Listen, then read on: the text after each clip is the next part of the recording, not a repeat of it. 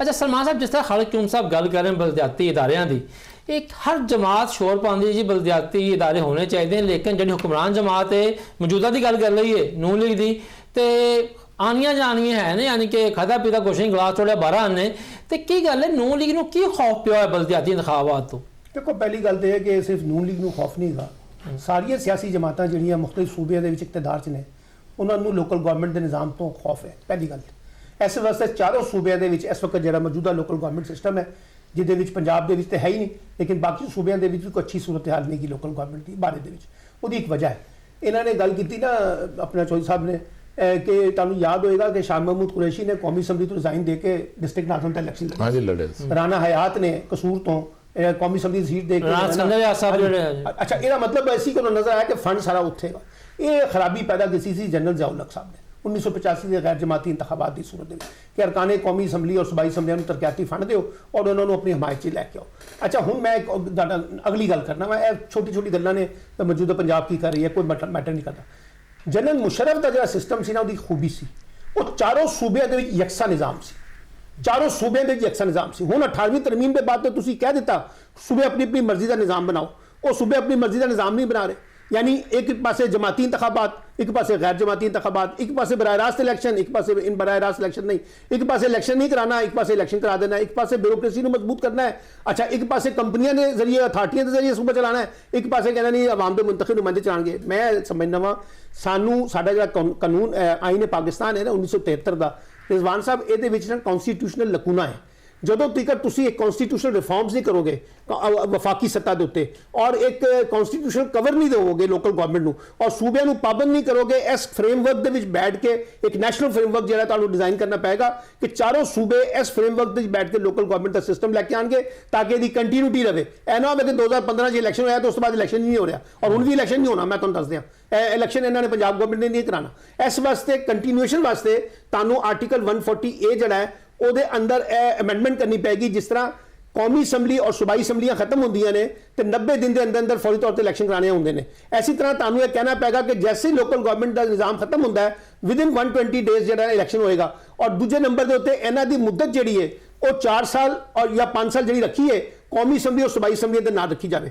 जैसे ही सूबाई assembly elect होकर आवे फौरी तौर पर इलैक्शन करावे ताकि एको ही वक्त टेन्योर आवे और एको ही वक्त टेन्योर जाए ताकि इसकी कंटिन्यूटी बरकरार रखे। और जिन्नियां अथॉरिटियां कंपनियां अव्वल तो बननी नहीं चाहिए लोकल गवर्नमेंट के सबजैक्ट ने, लेकिन अगर कितने बनानी मकसूद भी है ये लोकल गवर्नमेंट के अंडर होनी चाहिए। लेकिन अगर इन्होंने सूबाई हुकूमत बराह रास्त चलाणगियां, अज तुसीं देखो पंजाब दे विच ये शहबाज शरीफ साहब का कारनामा सी माशाअल्लाह जिहड़ा बाकी सूबे ने फॉलो किया, अथॉरिटियां की बुनियाद पर कंपनियां की बुनियाद पर हुकूमत करने का मसला। अगर तुसीं उहदे ते हुकूमत करनी है तो फिर कॉन्स्टिट्यूशन के अंदर लोकल गवर्नमेंट का निज़ाम खत्म कर दो, फिर उसकी जरूरत नहीं। सही है। अच्छा खालिद क्यूम साहब ये दसो कि जी अजकल फिर बड़ी अफवाह साई चल रही है, कभी राणा सनाउल्ला साहब बयान दे देंगे ने गोलमोल जा, फिर बाद पूरी हुकूमत जी तरदीद कर रही होंगी है डील के उत्ते, डील की मुस्तरद होने उत्ते।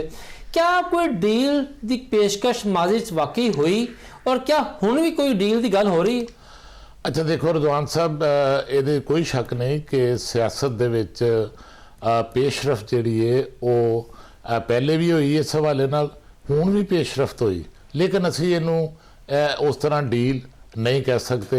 और डील का जोड़ा लफ्ज़ है वो तो वैसे ही बड़ा मतनाज़ा हो गया और ये कोई शक शुबे की गुंजाइश नहीं कि जोड़ा नवंबर 2024 के विच जोड़ा PTI ने डी चौक जोड़ा धरना दिता सी, उस मौके ते जोड़े मुज़ाकरात ने PTI की क्यादत और हुकूमत के दरम्यान जोड़े मुज़ाकरात ने उन्होंने बड़ी पेशरफ्त हो गई सी और पेशरफ्त इस हद तक हो गई सी कि उत्थे बानी PTI नूं जेल तो रिलीफ मिलने के इम्कानात जिहड़े ने वो भी वाजे होंदे नज़र आ रहे सन और उन्होंने यह गल आफर भी की गई सी कि उन्होंने बनी गल जिहड़ा वो जेल तो शिफ्ट कर दिया जाए। लेकिन ये सारी जिहड़ी पेशकश सी ये मशरूत तौर पर सी, इहदे नाल कई शरायत भी सन कि उन्होंने फिर इस निज़ाम नूं मनना पेगा और फिर उन्होंने कुछ अरसे वास्ते खामोशी भी इख्तियार करनी पेगी।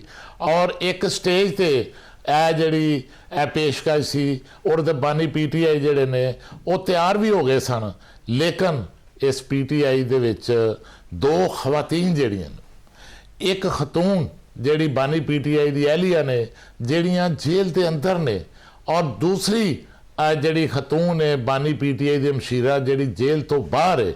ਮੈਂ ਸਮਝਦਾ ਕਿ ਦੋਨੋਂ ਜਿਹੜੀਆਂ ਇਹ ਖਵਾਤੀਨ ਨੇ, ਇਹ ਖਵਾਤੀਨ ਜਿਹੜੇ ਨੇ ਉਹ ਮਾਮਲਾਤ 'ਚ ਜਦੋਂ ਵੀ ਕੋਈ ਪੇਸ਼ਰਫਤ ਹੋਈ ਹੈ, ਇਹਨਾਂ ਦੋਨਾਂ ਦੀ ਰੁਕਾਵਟ ਜਿਹੜੀ ਹੈ ਉਹ ਨਜ਼ਰ ਆਈ ਹੈ। ਔਰ 2024 ਦੇ ਵਿੱਚ ਨਵੰਬਰ ਦੇ ਵਿੱਚ ਜਿਹੜੀ ਮਾਮਲਾਤ ਜਿਹੜੇ ਬਿਹਤਰੀ ਤਰਫ ਜਾ ਰਹੇ ਸਨ, ਉਹਦੇ 'ਚ ਬੁਸ਼ਰਾ ਬੀਬੀ ਰੁਕਾਵਟ ਸੀ। ਔਰ ਹੁਣ ਜਿਹੜੀ ਪੇਸ਼ਰਫਤ ਸ਼ੁਰੂ ਹੋਈ ਕੁਛ ਦਿਨ ਪਹਿਲੇ, ਔਰ ਜਿਹਦੇ ਵਿੱਚ ਇੱਕ ਬਾਤਚੀਤ ਦਾ ਅਮਲ ਅੱਗੇ ਵਧ ਰਿਹਾ ਸੀ, ਉਹਦੇ 'ਚ ਰੁਕਾਵਟ ਜਿਹੜੀ ਹੈ ਹਲੀਮਾ ਖਾਂ ਬਣੀ। ਲੇਕਿਨ ਤੁਸੀਂ ਅਗਰ ਦੇਖੋ ਕਿ ਸਿਆਸਤ ਦੇ ਵਿੱਚ ਇਸ ਤਰ੍ਹਾਂ ਦੇ ਇਸ ਤੋਂ ਵੀ ਮੁਸ਼ਕਲ ਅਦਵਾਰ ਜਿਹੜੇ ਨੇ ਕਈ ਹੋਰ ਜਮਾਤਾਂ ਦੇ ਵੀ ਆਏ।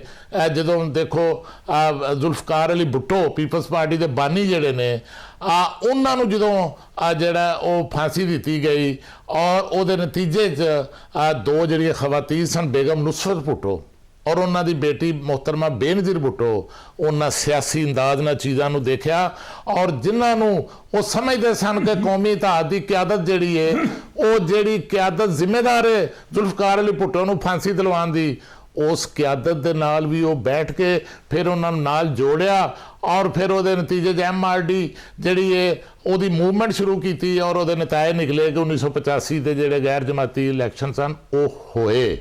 ਔਰ ਹੁਣ ਵੀ ਦੇਖੋ ਕਿ ਇਹ ਜਿਹੜੀਆਂ ਖਵਾਤੀਨ ਨੇ, ਇੱਕ ਟਾਈਮ ਐਸਾ ਆਇਆ ਕਿ ਇਹ PTI ਜਿਹੜੀ ਹੈ ਇਹ ਚਾਹੁੰਦੀ ਸੀ ਕਿ ਇੱਕ ਮੁਅੱਸਰ ਆਪੋਜੀਸ਼ਨ ਦਾ ਇਤਿਹਾਦ ਬਣੇ, ਮੌਲਾਨਾ ਫਜ਼ਲੁਰ ਰਹਿਮਾਨ ਨੂੰ ਨਾਲ ਮਿਲਾਇਆ ਜਾਏ, ਔਰ ਸਾਰਿਆਂ ਨੂੰ ਇਕੱਠਿਆ ਕੀਤਾ ਜਾਏ, ਜਮਾਤ ਇਸਲਾਮੀ ਨੂੰ ਮਿਲਾਇਆ ਜਾਏ, ਔਰ ਇੱਕ ਸਟੇਜ ਤੇ ਬਾਨੀ PTI ਇੱਕ ਮੁਅੱਸਰ ਇਤਿਹਾਦ ਬਣਾਉਣ ਤੇ ਫਜ਼ਲੁਰ ਰਹਿਮਾਨ ਨੂੰ ਸਰਬਰਾਹ ਬਣਾਉਣ ਵਾਸਤੇ ਤਿਆਰ ਵੀ ਹੋ ਗਏ।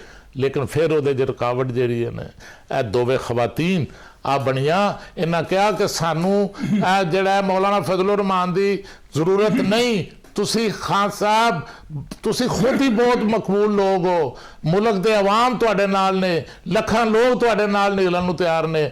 ਲੇਕਿਨ ਫਿਰ ਦੇਖਿਆ ਕਿ ਨਾ ਉਹ ਅਲਾਇੰਸ ਬਣ ਸਕਿਆ। ਬਾਨੀ PTI ਨੇ ਫਿਰ ਜਿਹੜੀਆਂ ਕਮਿਟਮੈਂਟਾਂ ਅਸਦ ਕੈਸਰ ਜਿਹੜਾ ਸੀ ਮੌਲਾਨਾ ਫਜ਼ਲੁਰ ਰਹਿਮਾਨ ਨੂੰ ਦੇ ਚੁੱਕਾ ਸੀ, ਉਸ ਤੋਂ ਫਿਰ ਉਹਨਾਂ ਕਮਿਟਮੈਂਟ ਤੋਂ ਪਿੱਛੇ ਹਟਣਾ ਪਿਆ, ਔਰ PTI ਨੂੰ ਯੂ ਟਰਨ ਲੈਣਾ ਪਿਆ। ਮੈਂ ਸਮਝਦਾ ਕਿ ਇਸ ਵੇਲੇ ਵੀ ਮਾਮਲਾਤ 'ਚ ਬਿਹਤਰੀ ਦੀ ਕੋਸ਼ਿਸ਼ ਹੋਈ ਪਿਛਲੇ ਦਿਨਾਂ 'ਚ, ਲੇਕਿਨ ਇਹਦੇ ਵਿੱਚ PTI ਦੀ ਜਿਹੜੀ ਸੰਜੀਦਾ ਲੀਡਰਸ਼ਿਪ ਹੈ, ਜਿਹੜੀ ਸੰਜੀਦਾ ਕਿਆਦਤ ਹੈ, ਉਹਨਾਂ ਨੂੰ ਕੋਸ਼ਿਸ਼ ਕਰਕੇ ਇਮਰਾਨ ਖਾਨ ਨੂੰ ਜੇਲ੍ਹ ਤੋਂ ਅਡਿਆਲਾ ਤੋਂ ਬਾਹਰ ਲਿਆਉਣ ਦਾ ਰਸਤਾ ਜਿਹੜਾ ਉਹ ਬਣਾਉਣਾ ਚਾਹੀਦਾ। ਲੇਕਿਨ ਬਦਕਿਸਮਤੀ ਨਾਲ ਜਿਹੜੀ ਸੀਰੀਅਸ ਲੀਡਰਸ਼ਿਪ ਹੈ ਉਹਨੂੰ ਨਾ ਤੇ ਜਿਹੜੀ ਇਹ ਹਲੀਮਾ ਖਾਂ ਜਿਹੜੀ ਬਾਨੀ PTI ਦੀ ਮਸ਼ੀਰਾ ਹੈ ਉਹ ਨਾ ਉਹ ਅੱਗੇ ਆਉਣ ਦਿੰਦੀਆਂ ਨੇ, ਔਰ ਨਾ ਇਹ ਜਿਹੜੇ ਯੂਟਿਊਬਰ ਮੁਲਕ ਤੋਂ ਬਾਹਰ ਬੈਠੇ ਨੇ ਉਹ ਨਾ ਉਹ ਉਹਨਾਂ ਨੂੰ ਸਾਹਿਬ ਯੂਟਿਊਬਰਾਂ ਦੇ ਡਾਲਰ ਲੱਗੇ ਹੋਏ ਨੇ। ਲੇਕਿਨ ਕਿਹਾ ਜਾਂਦਾ ਹੈ, ਹਮੇਸ਼ਾ ਮੁਹਾਵਰਾ ਹੈ ਕਿ ਮਰਦ ਦੀ ਕਾਮਯਾਬੀ ਦੇ ਪਿੱਛੇ ਜਿਹੜਾ ਨਾ ਔਰਤ ਦਾ ਹੱਥ ਹੁੰਦਾ ਹੈ। ਲੇਕਿਨ ਬਾਨੀ ਦੇ ਮਾਮਲੇ 'ਚ ਲੱਗਦਾ ਇਹ ਆ ਕਿ ਉਹਨਾਂ ਦੀ ਰਿਹਾਈ ਨਾ ਹੋਣ ਤੇ ਰਿਹਾਈ 'ਚ ਨਾਕਾਮੀ ਦੇ ਮਾਮਲੇ ਦੇ ਵਿੱਚ ਜਿਹੜਾ ਨਾ ਦੋ ਖਵਾਤੀਨ ਦਾ ਹੱਥ ਹੈ। ਤੇ ਵੈਸੇ ਵੀ 2-3 ਦਫਾ ਜਿਹੜੀ ਮੁਜ਼ਾਕਰਾਤ ਦੀ ਗੱਲ ਚੱਲੀ, ਉਹ ਬੰਨੇ ਤੇ ਆ ਕੇ ਨਾ ਜਿਹੜੀ ਹੈ ਬੇੜੀ ਉਹ ਡੁੱਬ ਗਈ ਹੈ। ਸਲਮਾਨ ਸਾਹਿਬ ਤੁਸੀਂ ਕਿਸ ਤਰ੍ਹਾਂ ਵੇਖ ਰਹੇ ਹੋ PTI ਦੀ ਮੌਜੂਦਾ ਸੂਰਤ ਹਾਲ ਨੂੰ? ਔਰ ਦੇਖੋ ਨਾ, ਕੱਲ ਜਿਹੜਾ ਮੈਂ ਦੇਖ ਰਿਹਾ ਸੀ, ਕੱਲ ਹਲੀਮਾ ਖਾਨ ਸਾਹਿਬਾ ਨੇ ਇੱਕ ਮੀਡੀਆ ਹਾਊਸ ਨੂੰ ਜਿਹੜਾ ਹੈ ਇੰਟਰਵਿਊ ਦਿੱਤਾ ਹੈ, ਔਰ ਇੰਟਰਵਿਊ ਦੇ ਵਿੱਚ ਹੀ ਉਹਨਾਂ ਨੇ ਆਪਣੇ ਹੀ ਬੰਦਿਆਂ ਤੇ ਬੜੀ ਤਨਕੀਦ ਕੀਤੀ ਹੈ। ਤੇ ਇਸ ਤਰ੍ਹਾਂ ਧੜੇਬੰਦੀ ਦੇ ਨਾਲ ਤੇ ਖਾਨ ਸਾਹਿਬ ਬਾਹਰ ਨਹੀਂ ਆ ਸਕਦੇ। ਵੈਸੇ ਤਾਂ ਮੈਂ ਖਾਲਿਦ ਚੌਧਰੀ ਦੀ ਗੱਲਾਂ ਸੁਣ ਕੇ, ਖਾਲਿਦ ਕੀਮ ਦੀ ਗੱਲਾਂ ਸੁਣ ਕੇ ਅੰਦਾਜ਼ਾ ਹੋਇਆ ਕਿ ਅਗਰ PTI ਇਹਨਾਂ ਨੂੰ ਆਪਣਾ ਮਸ਼ੀਰ ਰੱਖ ਲਵੇ ਤੇ ਇਹ ਕੋਈ ਡੀਲ ਕਰਾ ਦੇਣਗੇ, ਕੋਈ ਮਸਲਿਹਤ ਕਰਾ ਦੇਣਗੇ, ਕਿਉਂਕਿ ਇਹਨਾਂ ਨੂੰ ਕਾਫੀ ਤਜਰਬਾ ਪੱਟੋ ਦੀ ਸਿਆਸਤ ਤੋਂ ਲੈ ਕੇ ਹੁਣ ਤੱਕ। ਦੇਖੋ ਜੀ, ਡੀਲ ਜਾਂ ਮੁਫਾਹਮਤ ਉੱਥੇ ਹੁੰਦੀ ਹੈ ਜਿੱਥੇ ਕੁਝ ਗਿਵ ਐਂਡ ਟੇਕ ਹੁੰਦਾ ਹੈ। ਇਹ ਕਿਹਾ ਜਾਵੇ ਕਿ ਤੁਸੀਂ 2029 ਤੱਕ ਇਹ ਸਿਸਟਮ ਤਸਲੀਮ ਕਰ ਲਓ, ਕਿਹੜੀ ਮੁਫਾਹਮਤ ਹੋਏਗੀ? ਜਦੋਂ ਕਿਹਾ ਜਾਏਗਾ ਕਿ ਜਨਾਬ ਤੁਸੀਂ ਖਾਮੋਸ਼ ਹੋ ਕੇ ਬਹਿ ਜਾਓ, ਘਰ ਜ਼ਬਾਨ ਬੰਦੀ ਕਰ ਲਓ, ਕਿਹੜੀ ਮੁਫਾਹਮਤ ਹੋ ਸਕਦੀ? ਜਦੋਂ ਕਿਹਾ ਜਾਏਗਾ ਕਿ ਜਨਾਬ ਇਮਰਾਨ ਖਾਨ ਸਾਹਿਬ ਨੂੰ ਮਾਈਨਸ ਕਰ ਦਿਓ ਔਰ ਇਮਰਾਨ ਖਾਨ ਸਾਹਿਬ ਆਪਣੀ ਜਗ੍ਹਾ ਕਿਸੇ और ਦਾ ਇੰਤਖਾਬ ਕਰ ਲੈਣ ਔਰ ਆ ਕੇ ਉਹ ਦੇ ਦੇਣ, ਕਿਹੜੀ ਮੁਫਾਹਮਤ ਹੋ ਸਕਦੀ? ਇਸ ਹਕੂਮਤ ਦੀ ਜਿਹੜੀ ਚੋਰ ਬਾਜ਼ਾਰੀ ਹੈ ਉਸ ਨੂੰ ਜਾਇਜ਼ ਰੱਖ ਦਿੱਤਾ ਜਾਵੇ, ਫਾਰਮ 47 ਨੂੰ ਤਸਲੀਮ ਕਰ ਲਿਆ ਜਾਵੇ, 9 ਮਈ ਦੇ ਵਿੱਚ ਇਮਰਾਨ ਖਾਨ ਮਾਫੀ ਮੰਗ ਲਵੇ, ਠੀਕ ਹੈ ਨਾ? ਸਾਰੀਆਂ ਗੱਲਾਂ ਤੇ ਤੁਸੀਂ ਆਪਣੀ ਮਨਵਾਨੀਆਂ ਨੇ, ਉਹਦੀ ਕਿਹੜੀ ਮੰਨਣੀ ਹੈ? ਇਸ ਵਾਸਤੇ ਇੱਕ ਬਦਤਮਾਦੀ ਹੈ, ਇਹ ਨਹੀਂ ਜਲਦੀ ਨਹੀਂ ਖਤਮ ਹੋਣੀ। ਔਰ ਇਹ ਮੈਂ ਸਮਝਦਾ ਇਹ ਜਿਹੜੀ ਭੈਣਾ ਸ਼ਾਨਾ ਦੀ ਗੱਲ ਹੈ, ਇਮਰਾਨ ਖਾਨ ਨੂੰ ਸ਼ਾਇਦ ਤੁਸੀਂ ਜਾਣਦੇ ਨਹੀਂਗੇ। ਉਹ ਇਹ ਕਹਿਣਾ ਕਿ ਜੀ ਇਮਰਾਨ ਖਾਨ ਆਪਣੀ ਭੈਣ ਦੀ ਵਜ੍ਹਾ ਦੇ ਨਾਲ, ਆਪਣੀ ਬੀਵੀ ਦੀ ਵਜ੍ਹਾ ਨਾਲ, ਮੈਂ ਤੁਹਾਨੂੰ ਇੱਕ ਪਹਿਲੇ ਗੱਲ ਦੱਸਾਂ, ਇਮਰਾਨ ਖਾਨ ਨੇ ਜਿਸ ਦਿਨ ਬਾਹਰ ਆਣਾ ਹੋਏਗਾ ਉਹਦਾ ਫੈਸਲਾ ਇਮਰਾਨ ਖਾਨ ਨੇ ਕਰਨਾ ਹੈ, ਉਹਦੇ ਕੋਲ ਇਖਤਿਆਰ ਹੈ। ਅਗਰ ਉਹਨੇ ਸਰੈਂਡਰ ਕਰਨਾ ਹੈ ਤਾਂ ਸਵੇਰੇ ਬਾਹਰ ਹੋਏਗਾ, ਅਗਰ ਉਹਨੇ ਸਰੈਂਡਰ ਨਹੀਂ ਕਰਨਾ, ਜਿਸ ਤਰ੍ਹਾਂ ਮਜ਼ਾਮਤ ਕਰ ਰਿਹਾ ਰਾਣਾ ਸਨਾਉल्ला ਨੇ ਇਤਰਾਫ ਕੀਤਾ ਨਾ ਕਿ ਉਹ ਨਹੀਂ ਕਰਦਾ ਪਿਆ ਡੀਲ, ਕੀ ਕਰੀਏ? ਉਹ ਨਹੀਂ ਗੱਲ ਸਾਡੀ ਮੰਨਦਾ, ਤਾਂ ਉਹ ਆਪਣੀ ਵਜ੍ਹਾ ਨਾਲ ਬੈਠਾ, ਉਹ ਆਪਣੀ ਭੈਣ ਦੇ ਮਸ਼ਵਰੇ ਨਾਲ ਨਹੀਂ ਬੈਠਾ, ਉਹ ਕੋਈ ਆਪਣੀ ਬੇਗਮ ਦੇ ਮਸ਼ਵਰੇ ਨਾਲ ਨਹੀਂ ਬੈਠਾ, ਉਹ ਕੋਈ ਆਪਣਾ ਬੈਰਿਸਟਰ ਗੌਰ ਦੇ ਮਸ਼ਵਰੇ ਨਾਲ ਨਹੀਂ ਬੈਠਾ। ਇਹ ਸਾਰੀ ਪਾਰਟੀ ਤੇ ਜਿਹੜੀ ਹੈ ਕਿ ਸੈਂਟਰ ਤੱਕ ਬੈਠੀ ਵੇ। ਅਲੀ ਅਮੀਨ ਗੰਡਾਪੁਰ ਕਿਸ ਤਰ੍ਹਾਂ ਬਾਹਰ ਆ ਗਿਆ ਮੈਨੂੰ ਦੱਸੋ। 80% ਪਾਰਟੀ ਦੀ ਕੰਪਰੋਮਾਈਜ਼ ਹੈ ਸਰ ਮੈਂ ਕਹਿ ਰਿਹਾ ਪਾਰਟੀ ਜਿਹੜੀ ਹੈ ਕੰਪਰੋਮਾਈਜ਼ ਨਹੀਂ। ਅਲੀ ਅਮੀਨ ਗੰਡਾਪੁਰ ਅੱਜ ਆ ਕੇ ਮੌਸਮ ਨਕਵੀ ਨੂੰ ਕਰੈਕਟਰ ਸਰਟੀਫਿਕੇਟ ਜਾਰੀ ਕਰ ਰਿਹਾ। ਅੱਜ ਉਹ ਫਲਾਂ ਨੂੰ ਮਰੀਮ ਨਵਾਜ਼ ਨੂੰ ਕਹਿ ਰਿਹਾ ਕਿ ਇਹਨੇ ਮੁਲਾਕਾਤ ਕਰਵਾਈ ਸੀ। ਕੱਲ ਦੀ ਕਰਤੇ ਤੇਰਾ ਮੌਕਫ ਕੁਝ ਹੋਰ ਸੀ।